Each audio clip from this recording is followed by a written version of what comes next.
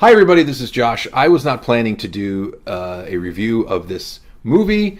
I wasn't planning on watching all of this movie, but I did. I haven't even checked in with Netflix in a while, and I know there's other things there that are probably way better and more important and more interesting, but I was just morbidly curious about Jerry Seinfeld's Pop-Tarts movie Unfrosted, which is on Netflix now, and I found myself drawn in just enough to keep watching until it was over.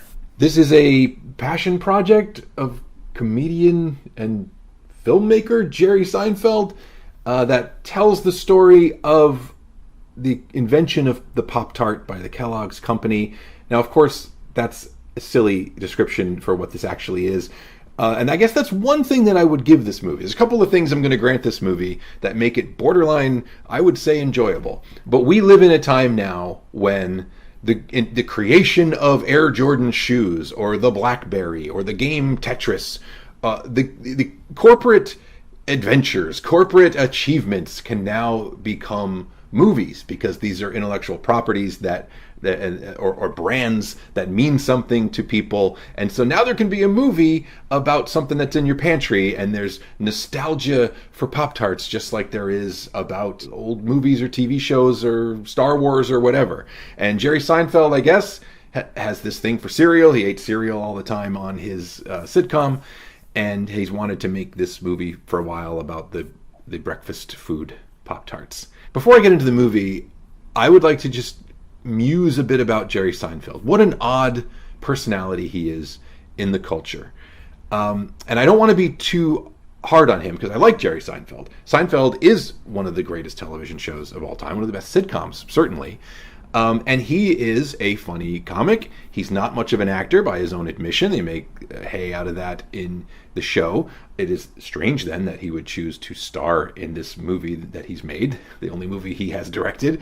But, he is a cultural force to be reckoned with because he created a great beloved show. He's one of the most beloved stand-ups, and he can do something like this and it gets attention, and it gets the collaboration of many, many interesting people in the cast, which we'll talk about in a moment. But Jerry Seinfeld as a cultural figure, I can't figure out what's going on. Is there anybody more like, I know that Larry David's, his co-creator of Seinfeld and his friend and collaborator, is maybe more well known as a curmudgeon. But Larry has turned it into a weird beloved persona. Like, he's turned it into something that is just so winning and everybody enjoys. Jerry Seinfeld just seems kind of like a jerk. Like, Larry is a bigger jerk, but it's more cartoonish and it's got a wink behind it. Jerry Seinfeld only ever complains about the culture. He complains about his own legacy. He complains about fans of things. And this is where I want to be careful with him because he's been kind of appropriated by kind of right-wing culture warriors.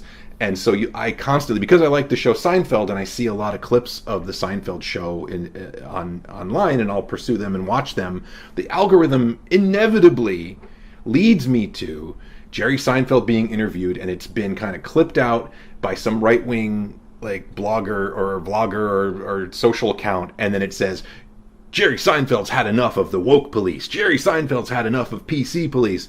And I don't know how much of this is actually, I know that he's made these comments. I know that he's an older comedian, and I know that he has these opinions, but I'm not sure that he would choose to have that. I don't know if it's really his mission to be known as the anti-woke guy who seems incredibly ungrateful. The stuff that he constantly gets. So maybe I'm being too generous to Jerry, but I feel like that's a real danger just in general in our culture, is that we constantly, a celebrity will make a passing comment in an interview and half of the sentence will be clipped out of context, and then suddenly we just have Facebook posts about this actor hates this actor and hated this movie and hates this trend or hates woke or hates Marvel or hates whatever, and it's just something that somebody mumbled in an interview. We don't know their tone of voice. We don't know what they meant. So I love Jerry, but lately I'm not usually happy when I hear from him. And also, he's so serious about himself, and if somebody criticizes the Seinfeld finale, he gets extremely defensive. I'm just surprised to see him make the two movies that he's made. He didn't direct B movie, but it was his production. And now he's directed this movie. They're both so silly and gleefully stupid. And kind of airy, and he's in this one. He's in that one too. He's in B Movie as well. But his persona is kind of jovial and silly in this movie in a way that really surprised me. That's all I'm trying to say. Now for the movie itself, it's incredibly dumb. What I like about it is that it approaches this whole corporate achievement hagiography thing with a wink, and this story is so stupid that there is never at any point any danger that you're going to think that this is actually how things transpired. You know, The Social Network is a fantastic movie, a great screenplay and directed masterfully by David Fincher and great performances, but the danger in that, if it being such a good movie, is that you watch The Social Network and you think that you have seen a depiction of the true events that led to the creation of Facebook, which you have not. This movie is so dumb, it's not nearly as good a film as that, but it also, there's no danger that you're going to mistake it for anything other than basically a sketch, like a cartoon sketch comedy thing. And so once you kind of receive it as that, yeah, it's really, it's a baffling object. I kind of can't believe that it exists. I can't say that this movie's good, but it did surprise me in how goofy it is. And to cut to the chase, the one thing that makes this movie worth watching, if you're at all inclined, is the cast.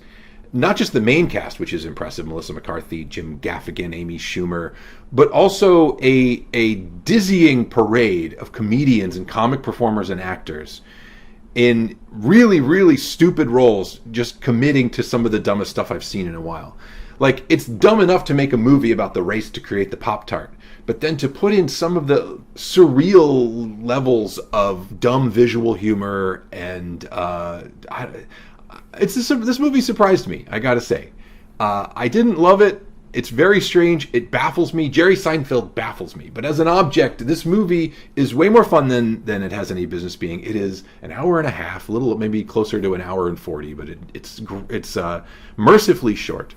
And it just the comedians who appear. It's been a minute since I saw it. I don't have a written list in front of me, but we have Tom Lennon, we have Andy Daly, we have Aparna Nancharla, Drew Tarver, Kyle Mooney, Jack McBrayer, James Marsden. There's just so many people into Peter Dinklage. Christian Slater is in this movie, Bill Burr, and I don't know, maybe check it out just because of that, because, you know, thanks to Netflix and whatever else, movies like this can exist, and it does now. And I don't know. I might have to revisit it again someday just to make sure that I saw what I thought I saw. This was a weird one, but I'm surprised. I wasn't even planning on watching the whole thing, and I took it down in one sitting, largely because I was like entranced, but couldn't believe what I was seeing. But that's Unfrosted on Netflix. What do you think? Are you going to even bother with it? Let me know. My name has been Josh and will continue to be Josh, and this will continue to be my channel. Thanks for tuning in. You can support me in all the places that you can support people like me. And so I thank you for your time, and I'll be back again with more stuff soon. Goodbye.